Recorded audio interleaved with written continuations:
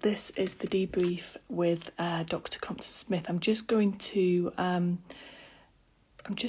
invite her to join. So just bear with me, and then we can talk about what we've just watched. I'm just inviting Emily now. So you may be feeling a little bit upset. Hi, good evening. Hi. Hello. Do you want to introduce yourself? Because I'm just conscious this is on my Instagram now, so you might just want to introduce yourself, Emily. Hi everyone, I'm Emily. I'm a clinical psychologist, and for several years now I've specialised in ADHD, particularly late diagnosis, particularly women, and autism as well, actually, I should say. But yeah, lots to say about this generally, especially tonight. Yeah, I was just saying before you came on that if I'm assuming many of the people on this live tonight have watched the Channel 4 programme that we've both just watched in absolute dismay. And if so, there'll be plenty of people right now who are feeling invalidated. Absolutely. Upset, I imagine, angry. Mm-hmm. Imagine people's justice sensitivity is firing up right now. So I think what we wanted to do really was just sort of there's been plenty of experts on the Channel 4 programme that we've just watched. I would argue that there weren't really any experts on there. I think it was quite dubious. I think, yes, there were some healthcare professionals on there. There were some people who perhaps labelled themselves as healthcare professionals who I would question actual, what do you call it? I can't even get the words out. I'm that mad. And yeah, I know that we were communicating through that programme, Emily, and we both have very similar anger and upset on some of the stuff that went on there. So I don't know how you want to do this, whether there's plenty of people saying they didn't watch it, which I have to say, if I wasn't doing this, I probably would have really struggled to watch it. I mean, I struggle to sit through a programme anyway. I don't watch any TV normally because I just can't sit still. And I made a conscious effort to watch this because I don't know who's joining there. Somebody seems to be joining. I made a conscious effort because I knew that the community were really feeling fearful of this, and it was going to perhaps upset a lot of people. So there's a couple of people joining here and I don't know how to get rid of them. Sorry, not being rude. Anyway, I wonder whether we say each what we felt about it, and then we can sort of have some dialogue and take some people's. Agreed. Yeah. Somebody's just asked. Somebody's in Canada. Hi in Canada, and they've just asked. So there's just been a program on for those of you that aren't aware and perhaps not watching it, not on here from the UK. So there's been a program that's been put out this evening by Channel 4. It was put out quite a few weeks ago as on the horizon as coming up without any date, which in itself was a bit of a clickbaity way to do it, I think. And basically the title was The Myth, ADHD, the Myth. And it was questioning whether ADHD is real in essence. And I always try and be even-handed with these things because I know that, there's always two sides to everything. Everybody has their own experience, and I've been a doctor for a long time and I've met many different clinicians who all have their own experiences and interactions with patients and come at things from different angles. So I was hoping, giving them the benefit of the doubt, that this was going to be a balanced view, and I don't disagree by any manner of means of questioning, asking questions. It's how we develop in medicine, it's how we move on, it's how we get the best for patients. But I have to say I was quite dismayed by what I've just watched, because I felt there was a narrative there. Absolutely, yeah. It was very one-sided, in my view. I think the fact that they started the programme before the music even came on by saying some viewers may find this upsetting is testament to the fact that they knew what they were doing, perhaps, on this. And I just thought the experts they used were just really bizarre choices. Well, they weren't bizarre choices because they were used to get the narrative across. But clinicians who are of the age where we didn't see ADHD and autism. It doesn't mean it wasn't there. And, you know, there was lots of talk of it being about sugar and about screen time and all these other things. And I have no doubt that those things worsen some people's ADHD. I have no doubt about that. But the fact that they said it at the end, that they had, that the guy, the GP that was narrating the programme, that he was now convinced, based on a number needed to treat of 1, which was a child that they stopped the medication for to see if he got better. The conclusion to the whole hours programme was that he's now convinced that it isn't a neurodevelopmental disorder and it's actually just a social construct. That medication is not necessary. And I think that's so damaging. And yeah, it was just horrifying to watch, because lots of the experts that were there actually were from that era where perhaps that this wasn't a thing. I know the president of the RCGP, the Royal College of General Practitioners, the previous president, was very adamant that ADHD is not a medical condition. There were some really bold statements there that I felt weren't backed up. And I think before I will let you come in a minute. Sorry, I'm just so. I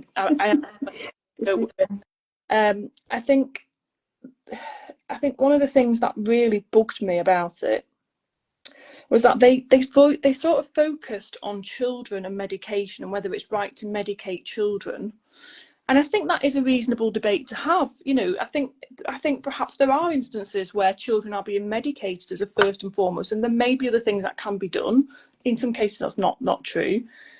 But it almost feels like that's now been extrapolated to the whole of ADHD being a nonsense. And all these patients, all these women that I see, and I'm sure you see as well, Emily, who have struggled for years and been, you know, when there weren't loads of screens and all the rest of it, and have gone their whole lives in you know, having quite difficult challenges, and then turn up at my room in burnout. I think to suddenly say that that's ADHD is not a neurodevelopmental disorder and it's a social construct is absolutely catastrophic for this community. And I think they've done a lot of damage this tonight. And the final thing I'll say before I let you come in is the whole thing about MRIs not showing ADHD and therefore basing the fact that it therefore is not a real condition, in my view, is absolute nonsense. I talk a lot in my book about the fact that there isn't any black and white test for ADHD. There's so many things in medicine that there is no definitive test for. Whether we still, you mentioned one when we were chatting about this, migraines. You know, there is no black and white test, but we don't dismiss it. We don't say it doesn't exist. And I think, you know, the whole point of MRIs is that no, there isn't one change on an MRI that can tell you somebody's got a brain scan, that can tell you someone's got ADHD.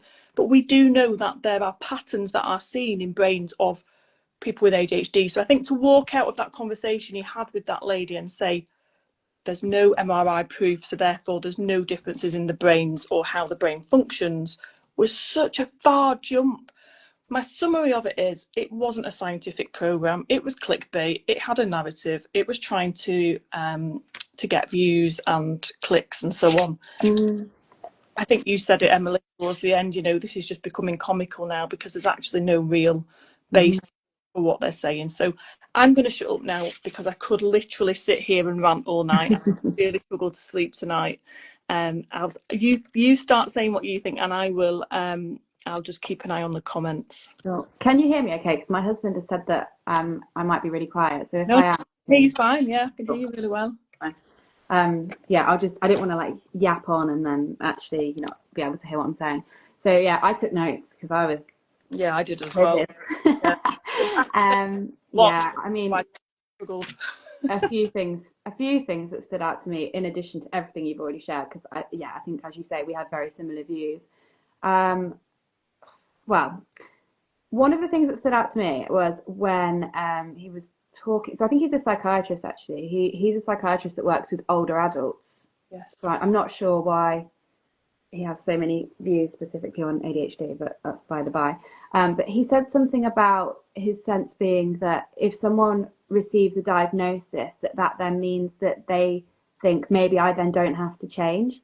And I have worked, as I know you have, with hundreds of adults who didn't receive a diagnosis until later in life, or who have probably perhaps still trying to even navigate that process, because obviously we know how hard that is in and of itself, who actually are working harder than anyone I know to function, to keep up appearances, to do well at work, to raise their children, to, you know, just exist in the world. And actually they're looking for an explanation that helps make sense of those difficulties. They're not looking for an excuse to stop trying hard. No. That is, I have And many never of worked with someone that either. Many are looking for ways they can help themselves understand their brain and actually function better. exactly. Yeah. And I think, like, you know, to me, if that's your sense of why somebody would want a diagnosis, then to me you're very misinformed about the whole area of neurodivergence to start off with. So are you best placed to be sort of leading on a program on it where, like you say, it was a very one-sided take. It wasn't balanced in the slightest. The former GP, the lady who was speaking at the end, saying that if it was up to her, she'd immediately ban ADHD and ADHD treatment. Yeah. I mean, so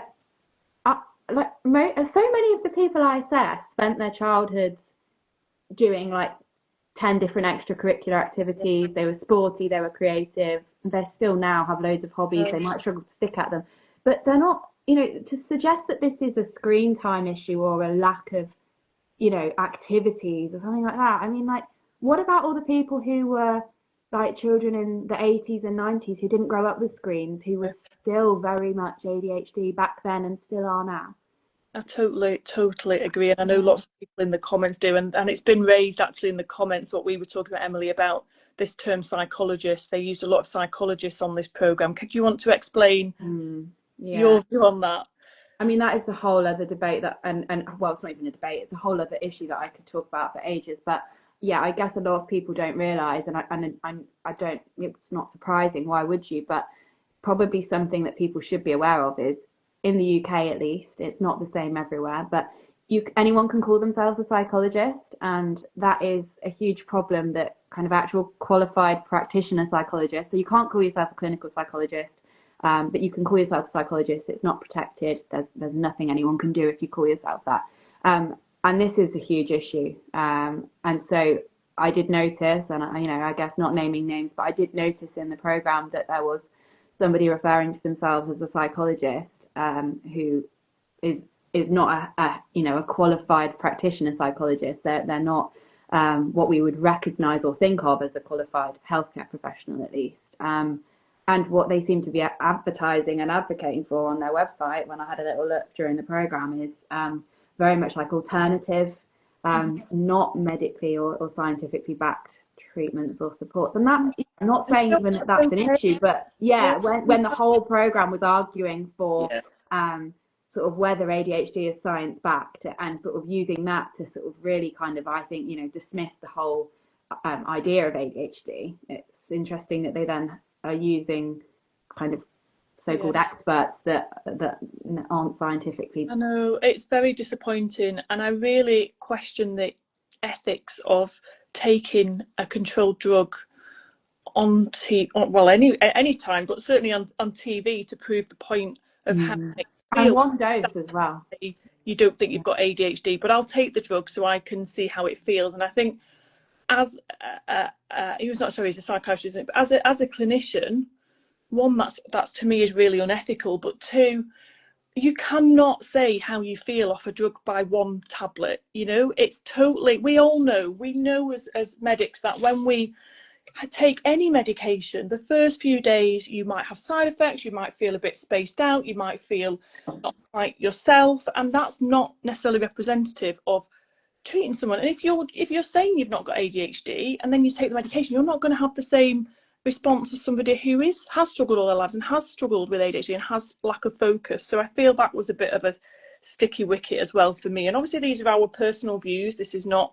we're not we're literally just reacting to what we've got. Absolutely. The other thing that also I sort of would like to point out is, I think because they were focusing very heavily on whether it was right to medicate children, which I agree is a complete, debate in its own right. But then seemingly extrapolating that to whether the whole of ADHD is just a myth and whether it's actually just a social construct, which I think is wrong. They kind of were going down the road implicitly about, all we do for ADHD is medication. And I meet so many, I mainly work with women, and I meet so many women, often late diagnosed women with ADHD. They're not looking for medication, they're looking for validation. They might go on medication and it might help them and it might not, and they may be suitable for medication and they might not be suitable for it. But a large part of the work I do with women is not whether they're going to take ADHD medications and whether we are, medicating things out of them, or whatever that lady said on the programme. I think it's about learning how their brain works and how their brain functions, and how they, why they communicate as they do, and why they see things the way they do, why they react the way they do. And that is a huge part of the journey for many adults who get diagnosed with ADHD. It's not a case of jumping onto ADHD medication and we're just trying to make everybody zombies. And yes, it can be life-changing, but it's not the be-all and end-all. So when they moved to that lady and they said, this is somebody who works on, I've forgotten what term they use now, drug-free interventions. Absolutely, we all work on drug-free interventions. A large part of your work, surely, Emily, is drug-free intervention. There is so much going on in this space for people with ADHD that is about drug-free interventions. But the problem we have is, and this is where I get, again, I got annoyed throughout the whole programme, but the problem that I had was when they were talking about, all these large private providers that are part of hedge funds and are just there to make money. And I don't know whether they're there to make money. I'm sure there's lots of clinicians in there who actually really care. But yeah, okay, so why are we then blaming the individuals for that? Why are we then saying, well, actually, why don't we resource this properly? Why don't we resource this properly from an NHS viewpoint, so we don't have to go to private providers that we then end up paying lots and lots of money to? Why don't we resource GPs properly so they can be trained to actually take over this prescriber and actually have a safe way to do so we can actually take over shared care reasonably if and when somebody needs medication, and that might not be all the time, but it's definitely not all the time. And why aren't we looking? I agreed with them about, why aren't we making the education system more able to spot these children and actually work with the way that their brains work, rather than, pigeonholing them as just difficult. So yeah, I think for me though, that it comes back to this whole idea, doesn't it, of their questioning, is it a social construct rather than a neurodevelopmental condition? But actually, like, as with many things, both things can be true. Like, there is no denying that the world that we are living in, isn't necessarily designed for ADHD brains. Like, nobody is disputing that, and that life and the world that we live in has only gotten harder in terms of that. But that it's not an either or. Like, yes, there are social, it's social construct in the fact that social factors and the world that we live in is not, I have a conversation with people every day. Like, the issue is not you, it's that you're expected to function and live in a world that wasn't designed with your brain in mind. Like, but that's not to deny that, like, all of the research that supports such like a high heritability, like there's, there is none of that was meant. And my issue is, like, and you will, I'm sure, agree, is the people that we see, the people that are late diagnosed or even diagnosed when they were young, like, they have to, like, fight to exist. They have to fight to get their needs met. They have to fight for adjustments just to kind of try and put them on a level playing field. They have to deal with people saying that ADHD is trendy, that we're all a bit ADHD, all of that stuff that they have to deal with. And this is only going to add to that, because airing it on a mainstream TV channel at 8 o'clock at night with such a clickbaity headline, and then posing such a one-sided view that is not nuanced at all, is, what's that doing for the people that are already finding it so hard? And also, like, how many ADHD voices did they actually? None. There was no real, apart from the little boy, who I would argue shouldn't really have been being given that, you know, challenge. Yeah. There was no, this is my problem. They were focusing on children very heavily and medication, and then extrapolating the fact that ADHD isn't real to everybody else that's had an ADHD diagnosis. And I can already see in the comments that some people are already feeling so overwhelmed, so upset, so you know, invalidated. And yeah, I just think it is so damaging. And I want to say to everybody that's here and feeling like that, you know, this is one program. It doesn't erase your reality. It doesn't erase your journey. You know, for me, it wasn't a scientific program. They didn't give a balanced view. They didn't give any of the research about the heritability, about the polygenic nature of this. They literally walked into a lady who does MRI imaging, and she said, yeah, there are patterns of change in groups of people with ADHD, which I talk about exactly that in my book. That I talk about the evidence that there is and there isn't. And then he extrapolated from that, well, that means there's no, because you can't do a brain scan on someone and diagnose it, it's not real. And that is so non-scientific for me. I think it's so far away from how we practice medicine. Absolutely. Yeah. And the experience and the clinical experience of so many clinicians. Yeah, absolutely. And how we're taught to scrutinize as like healthcare professionals, as like science sort of practitioners, like, you know, you provide a balanced view, you provide different perspectives, and then, you know, you examine everything, don't you? Like that is, yeah, I think it was sold as sort of taking a critical examination of a construct to examine whether it is, you know, exists or not, but it wasn't that at all. It wasn't, yeah, as you say, it wasn't scientific in the slightest. I think it's just gonna, I don't imagine anyone's left with positive feelings. I've spoken to so many people who already had told me beforehand that they weren't going to put themselves through watching it because they knew how distressing and dysregulating it would feel. Obviously, as you say, like the comments are basically full of people saying how upsetting and dismissive and invalidating it was, and I suspect that's only going to continue, isn't it? And there's plenty of people in the comments as well who are saying that they haven't been able to watch it. They just, you know, they just couldn't watch it, and I completely get that, because I think if I wasn't so involved with the community and have had so many messages of people that I knew were going to feel so dire tonight, you know, when you hadn't contacted me to do this live, then, you know, I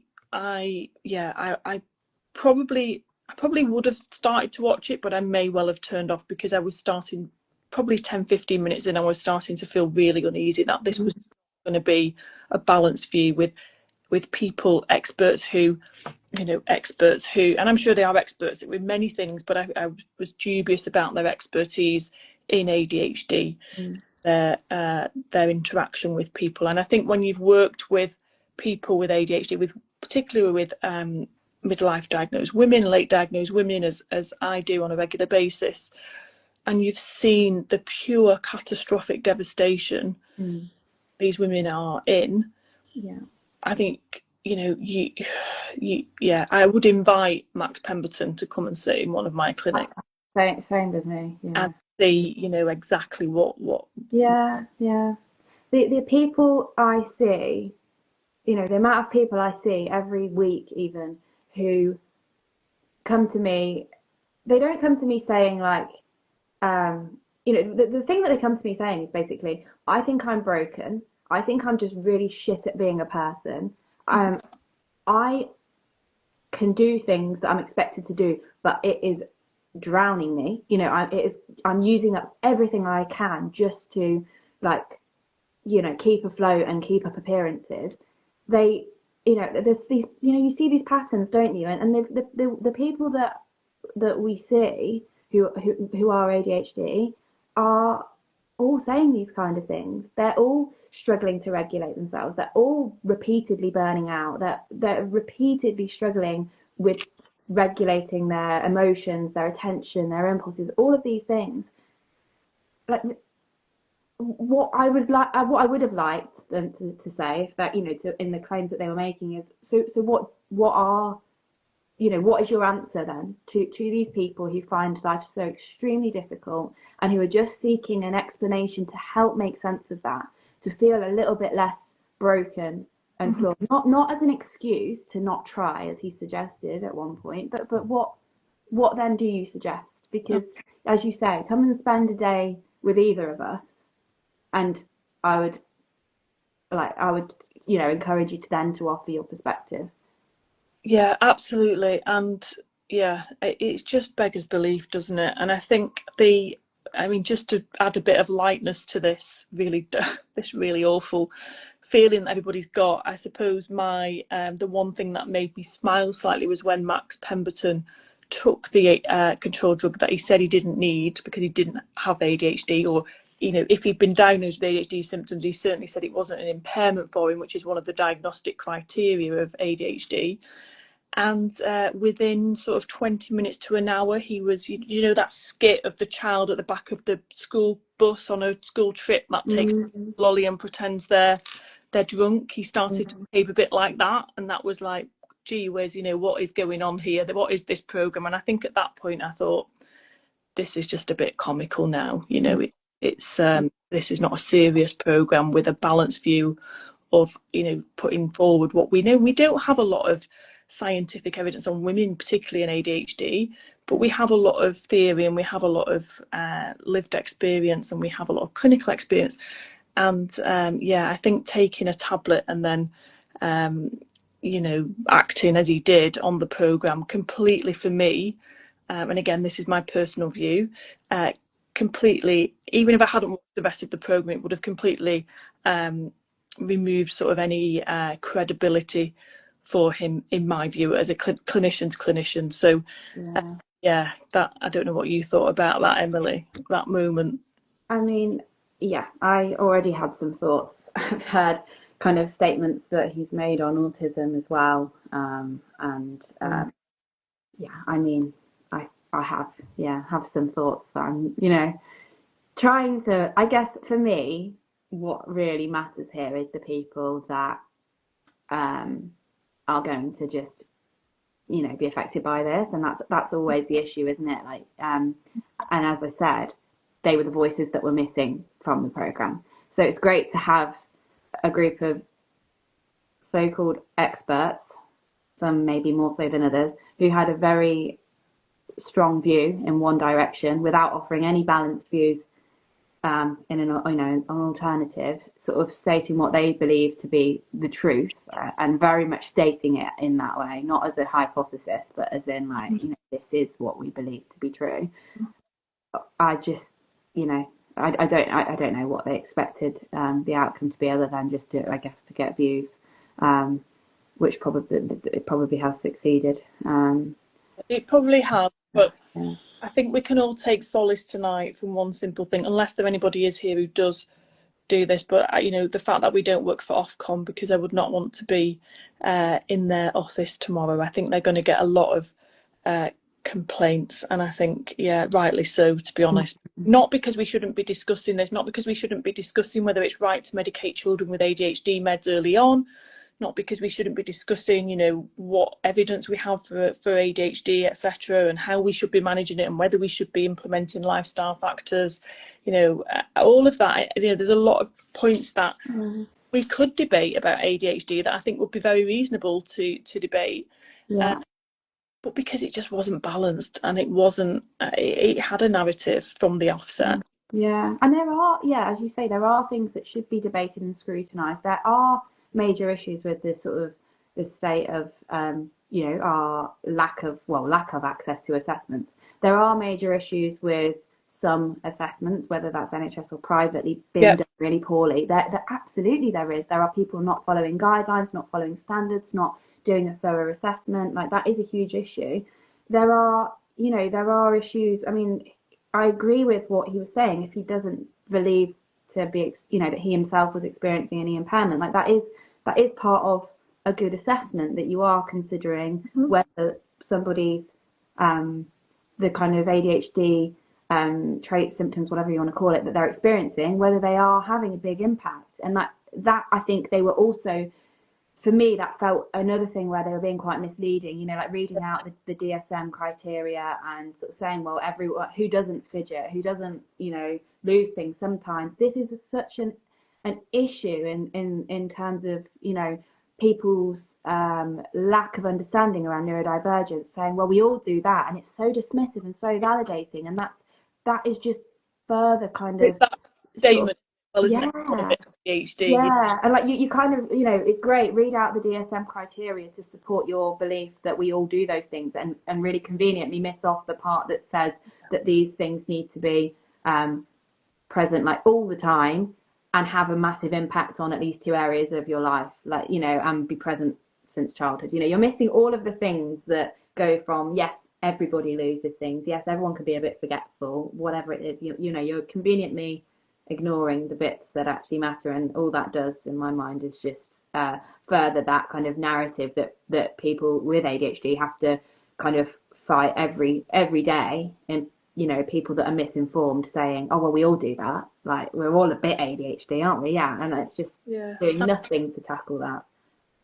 I know, and yeah, I totally agree with you. And I think, look, just reading the comments coming through, I think we all, I mean, it stands to reason, doesn't it? People that have joined this call probably feeling as we are because they've joined the live to get for the debrief. And there will be people that have left that programme quite adamant that there is no such thing as ADHD, and that will be difficult for people that then have to go into work and into, you know, with relationships and friendships and so on, and go through those challenges yet again. They've possibly spent their life, as you said, fighting to exist. So, yeah, I think we've said pretty much everything we can say here. I'm more than happy to post this live into my Instagram page. I'll also try, I'm not very technical, but I'll try and put it onto my Facebook page, because there were quite a few people who contacted me on Facebook to say they wanted to join and didn't use Instagram. So yeah, let's do that. And I think if you have been affected by, you know, sound like I work for Channel 4 now, don't I? But if you have been affected by tonight's programme, please know this, that your journey is your journey. It's one programme that many, you know, medical professionals will not see as credible. And there are many points to it why it isn't, why I could come back on that and say, and I'm sure you could, Emily, very numerous points as to why the programme was not credible from a medical viewpoint. And, you know, there'll be others that feel that way too. So I think there's going to be a lot of comeback on this. So look after yourselves and each other over the next few days, because I think it's going to be a tricky few days for some of us. Yeah, absolutely. Yeah, I just, something I say to people a lot is, you don't, you know, I said this recently on here actually, like you don't have to prove to anyone how hard it is to exist and how hard it is to exist in your own head with your own brain. And I really hope that people do sort of believe me when I say that, like you know, your struggles are real, they are valid. A couple of people trying to make a clickbaity program to, you know, further one particular agenda and narrative does not make your struggles any less real, any less valid.